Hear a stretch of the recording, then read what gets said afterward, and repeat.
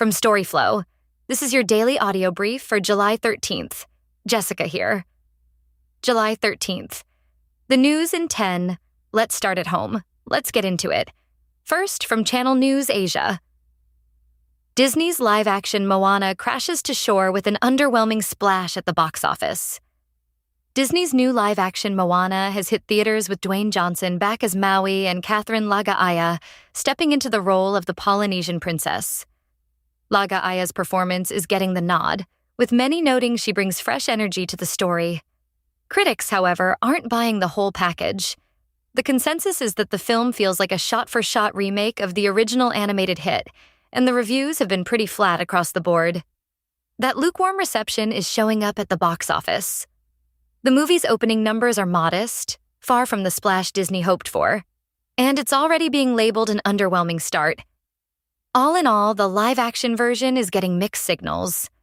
A solid lead from Johnson, a standout newcomer in Lagaʻaia, but a lot of disappointment from reviewers and ticket sales alike. Next, second, from The Daily Beast.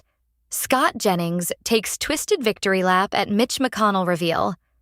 Scott Jennings, a CNN commentator and former senior advisor to Mitch McConnell, is taking a victory lap after McConnell's office released a photo of the senator in a hospital bed.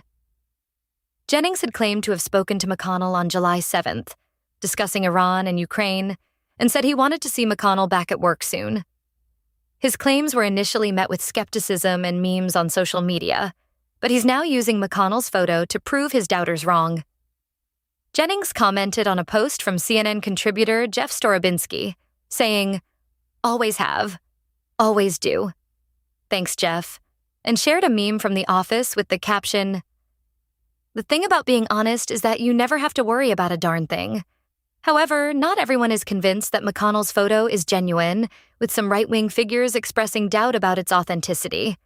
Jennings appeared on multiple CNN programs on July 7th to discuss his former boss, but declined a request to call McConnell live on air as proof of life.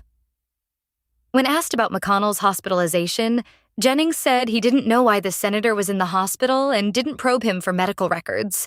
CNN has clarified that Jennings is not a full-time employee or journalist for the network, and that his account of the conversation with McConnell reflects his experience, not CNN reporting. Up next, third, from the Hindu top, CJI led bench to hear pleas on Ram Temple donation embezzlement case. Live. The Supreme Court's Chief Justice-led bench has set a hearing to consider a petition that asks for a full disclosure of the Sri Ram Janmabhoomi Tirth Kshetra Trust's finances, including any overseas contributions. The request comes from RJD MP Sudhakar Singh, who wants the trust's accounts published so the public can see exactly where the temple's donations have gone. Alongside Singh's filing, 2 other petitions are on the docket, each pressing for greater transparency around the trust's handling of funds. The court will examine whether the trust has complied with existing financial regulations and whether any irregularities need to be addressed.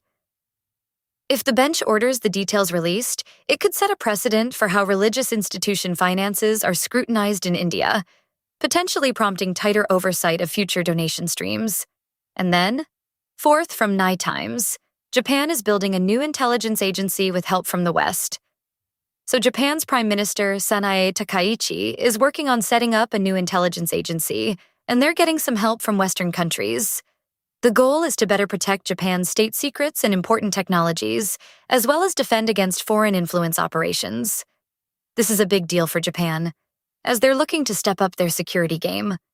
From what's known, the new agency will be focused on gathering and analyzing intelligence, as well as conducting counterintelligence operations. This will help Japan to stay ahead of potential threats and protect its interests. It's also likely that the agency will work closely with other countries to share information and coordinate efforts. The move is seen as a response to growing concerns about foreign influence and espionage in Japan. There's a sense that the country needs to be more proactive in defending itself against these kinds of threats, and the new agency is a key part of that effort. It's still early days, but it'll be interesting to see how this all plays out. Next, fifth, from CBS News, mini pitches bringing soccer to new U.S. neighborhoods. So, I've been reading about this organization that's building mini soccer pitches in new neighborhoods across the U.S.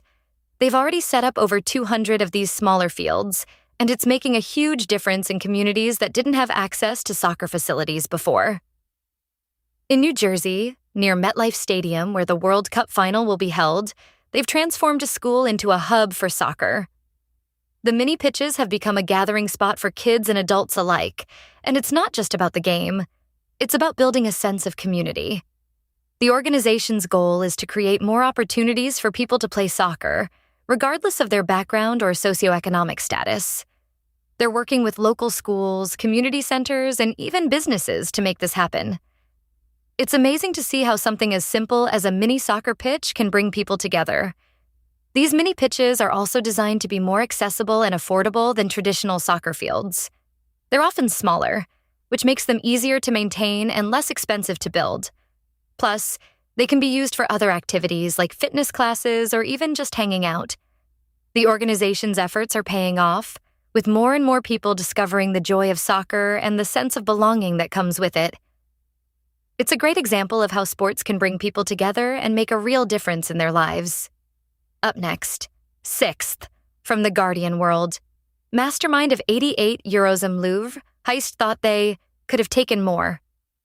In October 2025, two men walked out of the Louvre with a haul valued at 88 million euros, including a jeweled crown once worn by Empress Eugenie. During their recent questioning, they said the mastermind behind the job was actually disappointed, insisting they could have taken more. The interrogation was recorded by the two judges leading the case, giving a detailed picture of the daring robbery that shocked the world. The fallout was swift. The museum's director stepped down amid the scandal, and the incident continues to dominate headlines. And then, seventh, from the Guardian world. Swedish MEP files police complaint accusing Danish colleague of racist hate speech. A Swedish member of the European Parliament filed a police complaint in Sweden last week, accusing her Danish colleague of racist hate speech. The complaint follows a wave of online abuse she received after publicly condemning a group of right-wing MEPs who shouted, "Send them back," in the chamber after a vote on tougher EU deportation rules. The Swedish MEP, Abir Al-Salani, said the chants crossed the line into hate speech, and that the subsequent social media attacks warranted legal action. Swedish police are now handling the case, which highlights growing tensions over immigration rhetoric inside the parliament. Next, eighth, from the Guardian world. Is the most popular song played on Australian radio stations the product of generative AI? Josh Fawaz's cover of Madonna's Up Next. Ninth, from the Guardian UK. Britons give classic round tomato the red card as colored and vine varieties score. The classic round tomato's reign in Britain is ending, with sales down as consumers increasingly opt for more colorful options. Non-red tomatoes have seen a 21% sales boost this year, outpacing the overall market. Cherry on the vine tomatoes are now a top contender, with premium varieties poised to take the top spot in the £1 B&A-year tomato market. According to Evesham Vale growers, consumers are looking for more variety in their tomatoes, and the traditional round red tomato is no longer the only choice. This shift is expected to continue, with cherry on the vine tomatoes becoming a staple in British salads and sandwiches. And then, 10th, from Nye Times. Japan is building a new intelligence agency with help from the West. Japan's prime minister announced at the G7 in France that the government will create a new intelligence agency, drawing on expertise from the United States and its allies. The plan aims to tighten protection of state secrets and critical technologies, and to give the agency tools to spot and counter foreign influence operations. Officials say the new body will consolidate fragmented existing units, granting it broader authority and modern surveillance capabilities. The move reflects growing concern over espionage and cyber threats, especially from neighboring powers, and signals Japan's shift toward a more proactive security posture. That's the day. Back at the desk tomorrow. What to watch is in your subscribe link. New here? Grab your own free feed at storyflo.com. It only takes a few seconds.